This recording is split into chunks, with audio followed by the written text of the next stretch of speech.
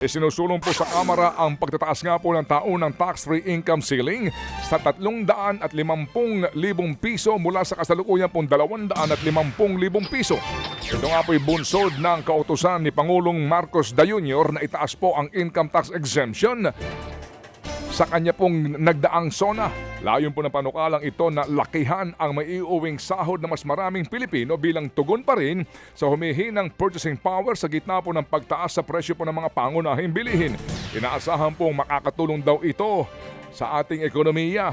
Kapag mas malaki daw kasi ang naiuwing kita ng mga Pinoy, mas marami silang panggastos. Kaya inaasahan daw pong matutulungan ang mga lokal na negosyo at magiging mas masigla ang ating ekonomiya.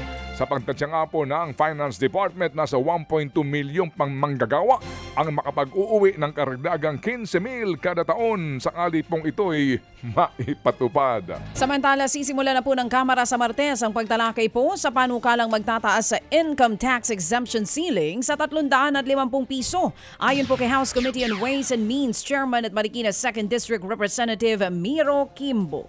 Sa programang ito, inilahad po niya na kailangang madaliin ang pagpasa sa panukala. Lalo target itong maging epektibo sa pagpasok po ng susunod na taon. Masalimuot na daw kasi para sa BIR ang accountants, maging mga accountants at employers kung kalagitnaan pa ng taon ito maipapatupad. Ayon pa kay Kimbo, nasa 40 hanggang 50 bilyong piso ang posibleng mawala sa gobyerno kung tataasan ng income tax exemption. Kasama na rito ang buwis sa bonus. Para mabawi ito, isinusulong po ng Department of Finance na taasan ng buwis ng iba pang mga produkto.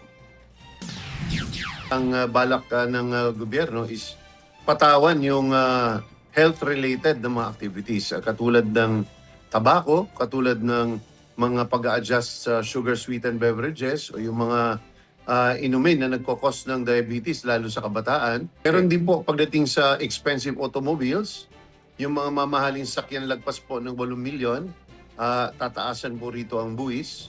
Ito po yung initial na mga compensating measures, pati po yung single-use plastic.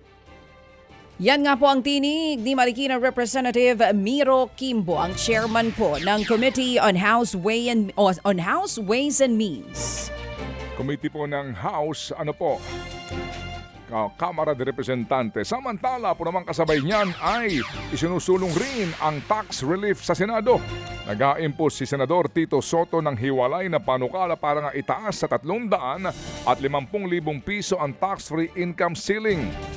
Habang ang ilan po naman mga senador ay naghain din ng isa pang panukala para ma-exempt naman sa income tax ang mga manggagawa na hindi lalagpas sa 50,000 piso ang kita kada buwan.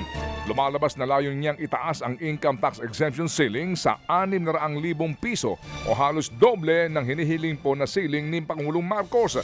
Layon daw ng kanilang panukala na pahalagahan ang mga miyembro ng middle class na siyang backbone ng ating ekonomiya at patuloy po na nagbibigay ng kontribusyon sa ekonomiya sa kabila po ng pagsipa ng presyo ng pangunahing bilihin. Hindi naman makakaapekto ang isinusulong na Pax Silica Industrial Hub sa supply ng kuryente sa Luzon Grid. Talaga?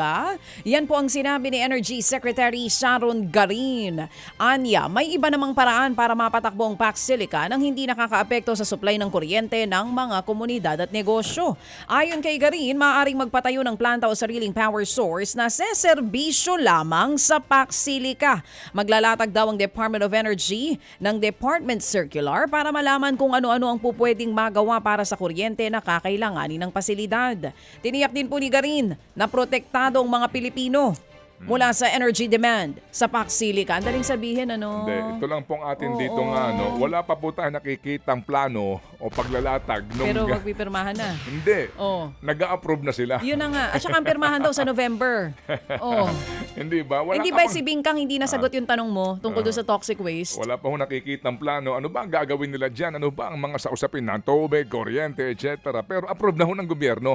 Talaga naman. Samantala po naman nagbabala po ang Philippine Rural Electric Cooperatives Association of the Philippines o PhilReca sa nais po ni Pangulong Marcos Jr. na alisin ang system loss charge sa mga electric bill.